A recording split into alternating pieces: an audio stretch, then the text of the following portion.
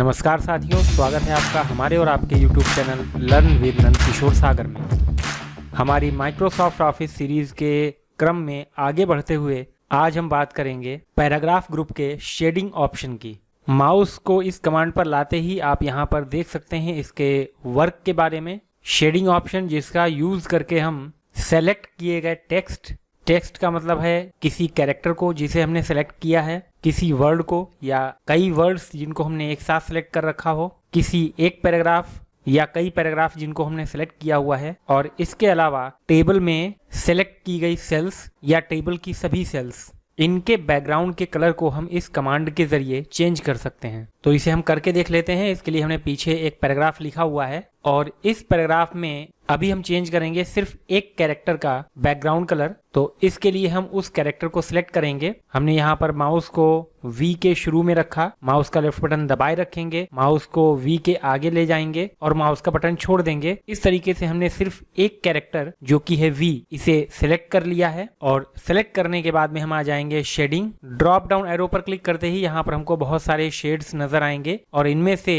हम जिस किसी कलर पर भी अपने माउस को ले जाएंगे हमें अपने पेज पर इसका प्रीव्यू भी दिखाई पड़ता रहेगा। तो यहाँ से आप अलग अलग कलर्स पर माउस ला करके उनके प्रीव्यू को देख सकते हैं और जो कलर आपको अच्छा लगे उस कलर पर क्लिक करके इसके बैकग्राउंड कलर को चेंज कर सकते हैं। इस तरीके से हमने यहाँ पर सिर्फ एक कैरेक्टर के बैकग्राउंड का कलर चेंज किया। ऐसे ही हम किसी वर्ड के बैकग्राउंड के कलर को चेंज करके देख लेते हैं। जैसे कि मेक, हमने इसको सेलेक्ट किया, सेलेक्ट करने के बाद में शेडिंग में ड्रॉप डाउन एरो पर क्लिक किया और किसी कलर को सेलेक्ट कर लिया और इसके बैकग्राउंड का कलर चेंज हो गया। अगर हमें एक साथ कई वर्ड्स के बैकग्राउंड के कलर को चेंज करना है तो उसके लिए हम एक साथ उन वर्ड्स को सिलेक्ट करेंगे। जैसे कि इस पैराग्राफ में हमें एक साथ 3-4 वर्ड्स ऐसे हैं जिनके बैकग्राउंड को सेम कलर में हम यहाँ पर देखना चाह रहे हैं। तो इसके लिए हम उन वर्ड्स को सिलेक्ट करेंगे जिसकी शुरुआत हम करेंगे। सबसे पहले हम किसी एक वर्ड को जिस तरीके से सिलेक्ट करते हैं नॉर्मल तरीके से हम उसे सिलेक्ट कर लेंगे, जैसे कि थीम्स।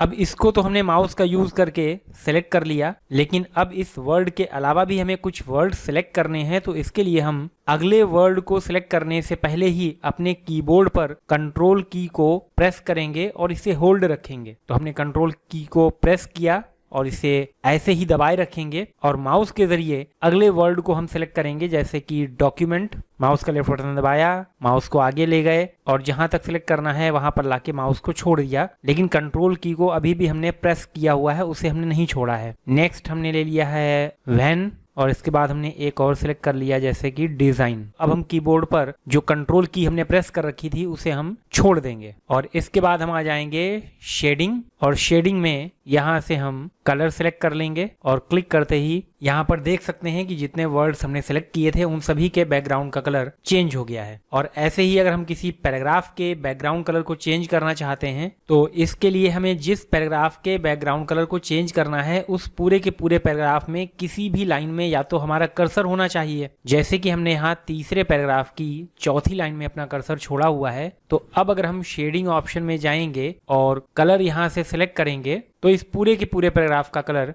चेंज हो जाएगा। लेकिन अगर हमें एक साथ कई पैराग्राफ्स के बैकग्राउंड कलर को चेंज करना है तो उसके लिए हम उन सभी पैराग्राफ्स को सिलेक्ट कर लेंगे। जैसे कि हमें फर्स्ट और सेकंड दोनों पैराग्राफ को सिलेक्ट करना है तो इसके लिए हम माउस के जरिए इन दोनों पैराग्राफ को सिलेक्ट करेंगे, शेडिंग में जाएंगे और यहाँ पर आने के बाद में बैकग्राउंड पर हम कौन सा कलर डालना चाहते हैं उस कलर को हम सिलेक्ट कर लेंगे और इसके बैकग्राउंड का कलर चेंज हो जाएगा। यहाँ पर हमने कुछ वर्ड्स ऐसे थे जिनके कलर पहले ही चेंज कर रखे हैं तो वो कलर वैसे ही बने रहेंगे। अगर आप इस पूरे पैराग्राफ को येलो कलर में ही देखना चाहते हैं तो पहले आपको इस कलर को हटाना होगा और उसके बाद में आपको यहाँ पर दूसरा कलर फिल करना होगा। कलर हटाने के लिए जैसे कि हम इस पूरे पैराग्राफ का कलर यहाँ से हटाना चाहते हैं तो हमने पैराग्राफ को सिलेक्ट किया, शेडिंग में आना है और नीचे आ जाना है नो कलर ऑप्शन पर। इस पर क्लिक करते ही जो कलर हमने यहाँ पर अप्लाई किया था वो यहाँ से हट जाएगा। इसी तरीके से हम मेक, केवल इस वर्ड को सिलेक्ट करेंगे, शेडिंग में आकर के क्लिक कर देंगे नो कलर और इस तरीके से हमने जो भी कलर किसी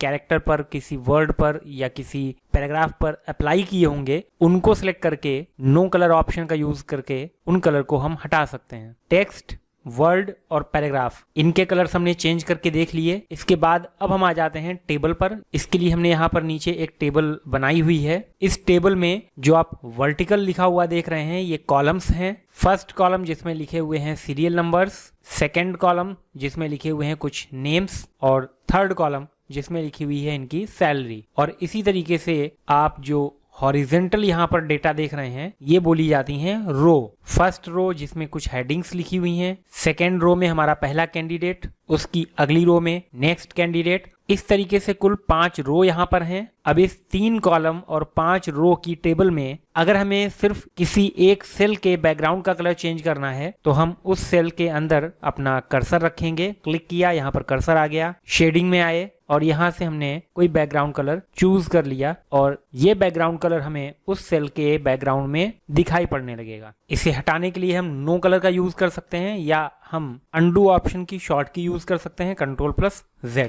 इस बार हम सिर्फ 2 सेल सीरियल और नेम इनके बैकग्राउंड के कलर को चेंज करना चाहते हैं तो हम इस पहली सेल से दूसरी सेल तक माउस के जरिए इन दोनों को सिलेक्ट करेंगे। माउस का बटन छोड़ा, शेडिंग में आए और किसी कलर को हमने यहाँ से चूज कर लिया और इस तरीके से इन दोनों सेल के अंदर ये कलर हमें बैकग्राउंड पर दिखाई देने लगा। इसे हटाने के लिए हम Ctrl+Z का यूज कर लेंगे। इस बार हम बदलना चाहते हैं इस पूरी की पूरी रो के बैकग्राउंड का कलर जिसमें हेडिंग्स लिखी हुई हैं, सीरियल नंबर, नेम और सैलरी। तो पूरी की पूरी रो जब हमें सिलेक्ट करनी है तो उसके लिए हम एक तरीका और यूज कर सकते हैं। जिस रो को हमें सिलेक्ट करना है उस रो के लेफ्ट साइड में ठीक सामने जब माउस इस तरह से एरो के रूप में दिखाई पड़े तब हमें माउस के लेफ्ट बटन को एक बार दबाना है, सिंगल क्लिक करना है और ऐसा करते ही पूरी की पूरी रो सिलेक्ट हो जाएगी। इसके बाद में हम शेडिंग में आएंगे और इन सेल्स के बैकग्राउंड के लिए कोई भी कलर यहाँ से हम चूज कर लेंगे। ये कलर यहाँ पर अप्लाई हो गया। अब हम इन सभी रो के बैकग्राउंड कलर को चेंज करना चाहते हैं तो इसके लेफ्ट साइड में माउस को लाएंगे, लेफ्ट बटन को दबाए रखेंगे, इसके बाद माउस को नीचे तक ड्रैग करेंगे, ड्रॉप, माउस के लेफ्ट बटन को छोड़ देंगे और शेडिंग्स में आकर के बैकग्राउंड कलर को चूज कर लेंगे। ठीक इसी तरीके से अगर हमें किसी कॉलम के बैकग्राउंड का कलर चेंज करना हो तो हम उस कॉलम के ठीक ऊपर अपने माउस को लाएंगे और जब माउस इस तरीके से एरो के रूप में दिखाई पड़ेगा जो कि सामने नजर आ रहा है तब हम एक सिंगल क्लिक करेंगे और ये पूरा कॉलम सेलेक्ट हो जाएगा और इसके बाद में हम शेडिंग में जाकर के बैकग्राउंड कलर चूज कर लेंगे। अगर हमें पूरी की पूरी टेबल के बैकग्राउंड का कलर चेंज करना है तो इसके लिए हम इस टेबल के टॉप लेफ्ट में सिलेक्शन के लिए दिए हुए इस हैंडल पर क्लिक करेंगे और इस पर क्लिक करते ही पूरी की पूरी टेबल सिलेक्ट हो जाएगी और इसके बाद में हम शेडिंग में जाकर के यहाँ से इसके बैकग्राउंड कलर को चेंज कर लेंगे। या फिर हमें कलर जो बैकग्राउंड में पड़ा हुआ है उसको हटाना है तो नो कलर का यूज करके इसके कलर को हम हटा लेंगे। अब इसके बाद में लास्ट में हम एक और ऑप्शन देख लेते हैं जो कि शेडिंग्स के अंदर ही दिया हुआ है। जैसे कि हमें इस पैराग्राफ में बैकग्राउंड कलर अप्लाई करना है तो हम इस पैराग्राफ को सिलेक्ट करेंगे। पैराग्राफ को सिलेक्ट करने का शॉर्टकट तरीका आप यहाँ पर यूज कर सकते हैं। इस पैराग्राफ के ठीक सामने लेफ्ट साइड में आपको डबल क्लिक करना है और ऐसा करते ही पूरा का पूरा पैराग्राफ सिलेक्ट हो जाएगा। और इसके अलावा अगर आप सिर्फ किसी लाइन को सिलेक्ट करना चाहते हैं तो आपको जिस लाइन को सिलेक्ट करना है उस लाइन के ठीक लेफ्ट साइड में सामने आकर के सिंगल क्लिक करना है। इससे क्या होगा कि पैराग्राफ की पूरी लाइन जिसके सामने आपने लेफ्ट क्लिक किया है वो सिलेक्ट हो जाएगी। तो फिलहाल हम पूरे पैराग्राफ को डबल क्लिक करके सिलेक्ट करेंगे। सिलेक्ट करने के बाद में शेडिंग में आएंगे। यहाँ पर आपने ऊपर देखा कि कलर के कुछ शेड्स यहाँ पर मौजूद हैं और आप इनमें से जिस कलर पर क्लिक करेंगे वो कलर आपको बैकग्राउंड पे दिखाई देगा। इसके अलावा भी कुछ कलर्स हमें नीचे दिखाई पड़ रहे हैं, लेकिन अगर आप जो कलर बैकग्राउंड पर अप्लाई करना चाहते हैं वो हमें यहाँ पर नजर नहीं आ रहा है तो हम अपने आप से भी कलर को बना सकते हैं और उसके लिए हमें ऑप्शन यूज करना है मोर कलर्स। मोर कलर्स में आना है। मोर कलर्स में 2 टैब दी हुई हैं, स्टैंडर्ड और कस्टम।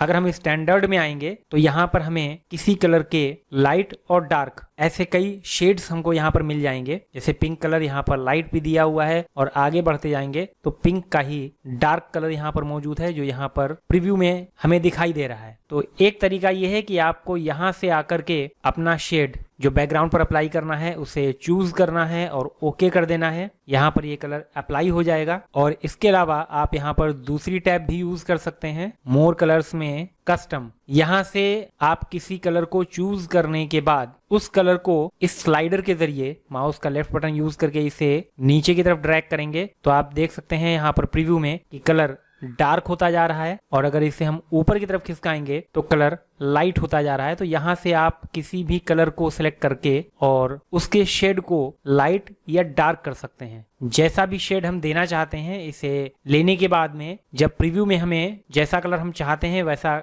कलर दिखाई देने लगे, तब इसे ओके कर देना है और ये कलर बैकग्राउंड पर अप्लाई हो जाएगा। तो आज की वीडियो में हमने सीखा शेडिंग ऑप्शन को किस तरीके से यूज करना है, किस तरीके से वहां पर नए कलर्स इंसर्ट कराने हैं। तो आज के लिए इतना ही, मिलते हैं नेक्स्ट वीडियो में नेक्स्ट टॉपिक के साथ में। तब तक के लिए आप सभी साथियों को नमस्कार।